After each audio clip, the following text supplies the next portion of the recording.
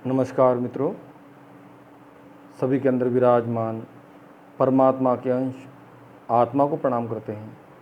सभी आत्मीय भाई बहनों को प्रणाम और एमए योगा के विद्यार्थियों को विशेष रूप से हम अभिवादन करते हैं। मैं डॉक्टर नितिन ढूमने, योगा गुरु, राजकीय स्नातकोत्तर महाविद्यालय रामनगर नैनीताल, योग एवं वैकल्पिक चिकित्सा विभाग में हम कार्यरत हैं। और यहाँ पे हम आज जो विषय लेके आए हैं, कुमाऊं विश्वविद्यालय के अंतर्गत व्यावसायिक पाठ्यक्रम जो हमारे रामनगर में चल रहा है, एमए योगा, उससे संबंधित जो ऑनलाइन क्लासेस हमारी चल रही है, उसमें हमने आज एक विषय लिया हुआ है सेकंड सेमेस्टर, चतुर्थ पेपर और तृतीय यूनिट इसमें है। और ध्यान बिंदु उपनिषद पर आज हम चर्चा करने जा रहे हैं। क्योंकि उपनिषद ऐसा गूढ़ रहस्य युक्त ग्रंथ है जिसके वो समझना बड़ा कठिन हो जाता है विद्यार्थियों के लिए। नेट के एग्ज़ाम से लेकर विभिन्न प्रतियोगी परीक्षाओं में इससे संबंधित प्रश्न पूछे जाते हैं और बच्चों को काफ़ी दिक्कत होती है, विद्यार्थियों को काफ़ी दिक्कत होती है। उसको ध्यान में रखते हुए केवल यहाँ एमए योगा कुमाऊं विश्वविद्यालय के विद्यार्थियों के लिए ही आज का ये विषय उपयोगी नहीं होगा, अपितु पूरे भारतवर्ष में जितने भी विश्वविद्यालयों में एमए योगा के कोर्सेज चल रहे हैं, उसमें साथ ही नेट एग्ज़ाम जो योग में हो रहा है, उसके विद्यार्थियों के लिए भी काफ़ी उपयोगी होगा। तो मित्रों, इसका पूरा एक विषयवार हम चर्चा करते हैं कि ध्यान बिंदु उपनिषद का जो विषय वस्तु है वो क्या है, इसमें चर्चा जो क्या की गई है, इसमें वर्णन क्या मिलता है। तो मित्रों, इसमें मुख्य रूप से जो है केंद्रीय जो भाव है इसका, वो ध्यान है। ध्यान बिंदु उपनिषद के नाम से स्पष्ट होता है। यह उपनिषद कृष्ण यजुर्वेदीय परंपरा से संबंध है। इस उपनिषद के नाम से स्पष्ट है कि इसका केंद्रीय भाव ध्यान है। इस उपनिषद का शुभारंभ भी ब्रह्म ध्यान योग से किया गया है। तत्पश्चात क्रमशः ब्रह्म की सूक्ष्मता एवं सर्वव्यापकता, प्रणव ओमकार का स्वरूप, प्रणव के ध्यान की विधि, प्राणायाम के साथ प्रणव का ध्यान, सविशेष ब्रह्म का ध्यान, हृदय में ध्यान एवं उसका प्रतिफल, षडंग योग, आसन चतुष्टय, सिद्ध, भद्र, सिंह और पद्म, मूलाधार आदि 4 चक्र, नाड़ी चक्र, 10 प्राण, जीव का प्राण अपान का वशीवर्ती होना, योग के प्रणय, प्राण और अपान की एकता, अजपा हंस विद्या, कुंडलिनी से मोक्ष प्राप्ति, ब्रह्मचर्य आदि से कुंडलिनी जागरण, तीनों बंद, खेचरी मुद्रा, खेचरी से वज्रोली सिद्धि, महामुद्रा, हृदय में आत्मानुभव तथा नादानुसंधान द्वारा आत्मदर्शन आदि विषय वर्णित है। साधना द्वारा सिद्धि प्राप्त करने के इच्छुक साधकों के लिए इस उपनिषद में बड़ा ही व्यावहारिक मार्गदर्शन उपलब्ध है। तो ध्यान बिंदु उपनिषद का यह जो मूल विषय हमने आपके प्रस्तुत किया है, इसका सारांश प्रस्तुत किया है। लेकिन आज हम पूरे विषय को न लेते हुए इसको एक एक पॉइंट पर हम ध्यान केंद्रित करेंगे। और एमए योगा का जो सिलेबस है, उसमें नेट के सिलेबस में भी एक पूरा टॉपिक नहीं है, इसमें कुछ पॉइंट है। वैसे तो इसका पूरा अध्ययन किया जाए तो बहुत ही इसमें साधनात्मक बातें बताई गई है, गूढ़ बातें बताई गई है, उपयोगी बातें बताई गई है। यहाँ पर बताया गया है कि पहले जो मंत्र में कि यदि व्यक्ति ने पहाड़ों के समान पाप इकट्ठा कर ले हो, वो ध्यान योग के माध्यम से वो समस्त पाप को, यदि पर्वत की तरह अनेक योजन व्यापक तत्व लिए पाप समूह हो तो भी ध्यान साधना द्वारा उनके नष्ट किया जाना संभव है। अन्य किसी साधन से उनका नाश संभव नहीं है। तो सबसे पहले मंत्र में ही ये बात की गई है कि ध्यान योग से हम कितने भी पापी क्यों न हो या कितने भी पाप संग्रह क्यों न किए गए हो, ध्यान योग के माध्यम से, ध्यान साधना के माध्यम से हम मुक्त हो सकते हैं, पापों को नष्ट कर सकते हैं।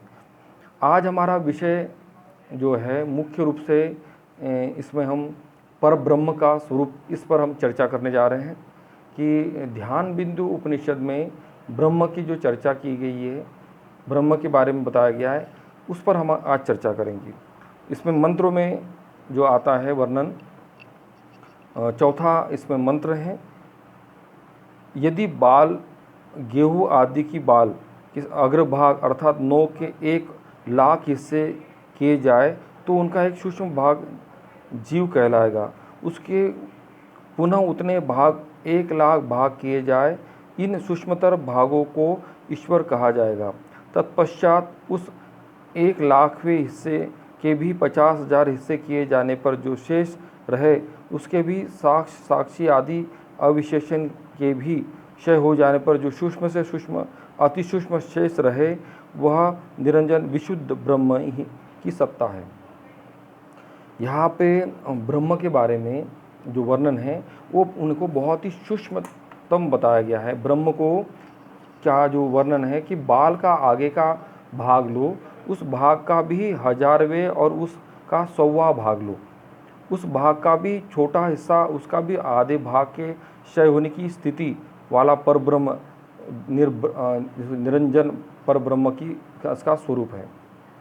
तो यहाँ पे हम ये कह सकते हैं कि ईश्वर को देख पाना या समझ पाना बड़ा कठिन है, और इतना उनको बालों का, वैसे भी बाल बहुत महीन होते हैं, उसका भी 1000वां हिस्सा, आप इसकी कल्पना भी नहीं कर सकते हैं, इतना सूक्ष्म वो परब्रह्म है, उसका स्वरूप है। हम इसको कह सकते हैं कि आपने सुना भी होगा, परमात्मा कण कण में घट घट में व्यापी है, कण कण में भगवान, प्रकृति के कण कण में भगवान, ये गीत भी गाया गया है। तो कण कण में, एक एक अणु में, एक एक छोटे छोटे परमाणु में वो और उसके भी 1000वें हिस्सों में भी वही समाया हुआ है। वो संपूर्ण जो ब्रह्मांड है वो उसका ब्रह्म का स्वरूप ही है। आगे इसी में इसका वर्णन करते हुए बताया गया है अध्याय अपना मंत्र संख्या 6। इसमें जिस प्रकार पुष्प में गंध, दूध में घृत, तिल में तेल तथा सोने की खान के पाषाणों में सोना प्रत्यक्ष रूप से न दिखने पर भी अव्यक्त रूप से विद्यमान रहता है, उसी प्रकार आत्मा का अस्तित्व सभी प्राणियों में निहित है। स्थिर बुद्धि से संपन्न मोहरहित ब्रह्मवेत्ता मनियों में पिरोए गए सूत्र की तरह आत्मा के व्यापकत्व को जानकर उसी ब्रह्म में स्थित रहते हैं। यानी कि प्रत्येक जो जितनी भी जीव पूरे ब्रह्म विश्व में व्याप्त हैं, उनमें वो जो आत्म तत्व है, वो आत्म तत्व में ही ब्रह्म समाया हुआ है। और वो जैसे ब्रह्म को समझने के लिए वो दिखाई नहीं देता है।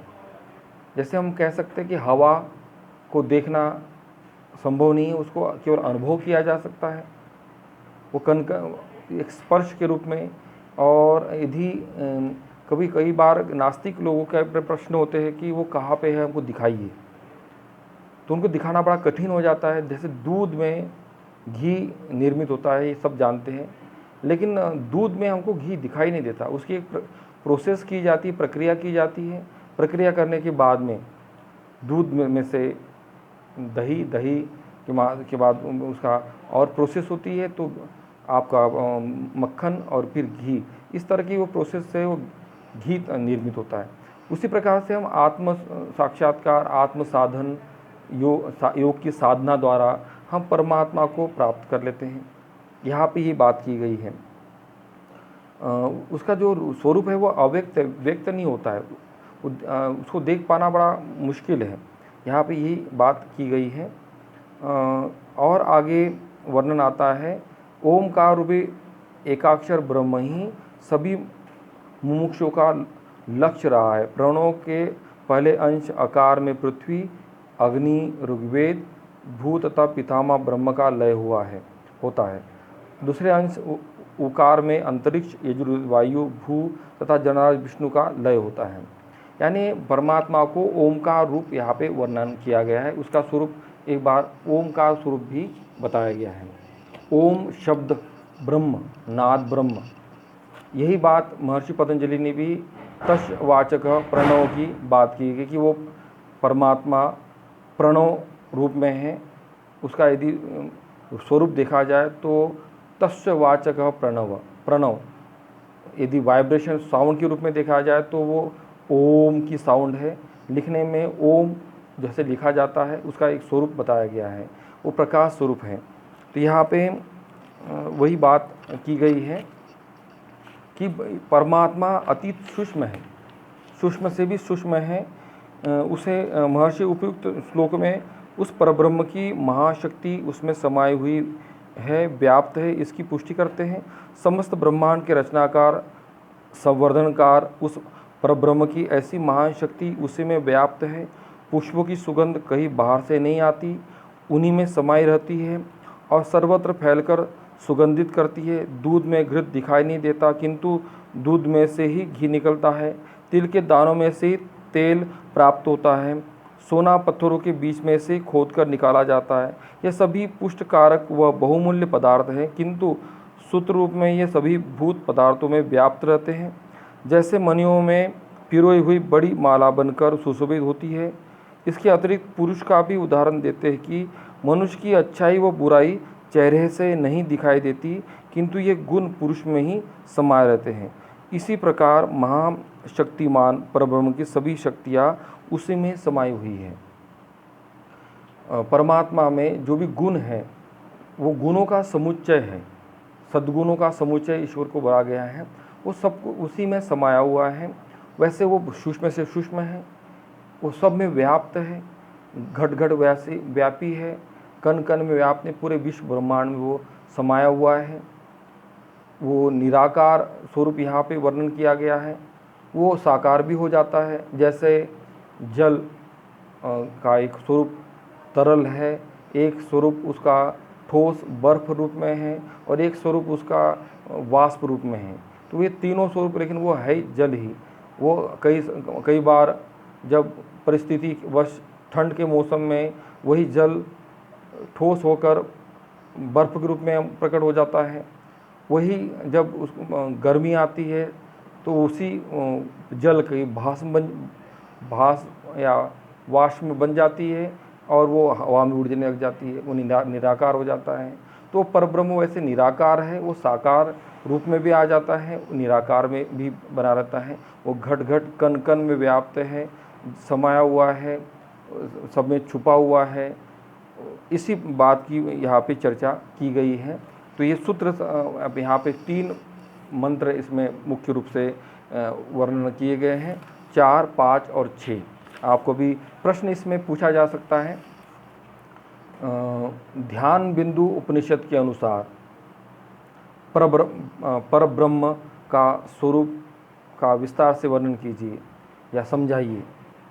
ध्यान बिंदु उपनिषद के अनुसार ब्रह्म को समझाइए, या ध्यान बिंदु उपनिषद के अनुसार परब्रह्म के स्वरूप का विस्तार से वर्णन कीजिए।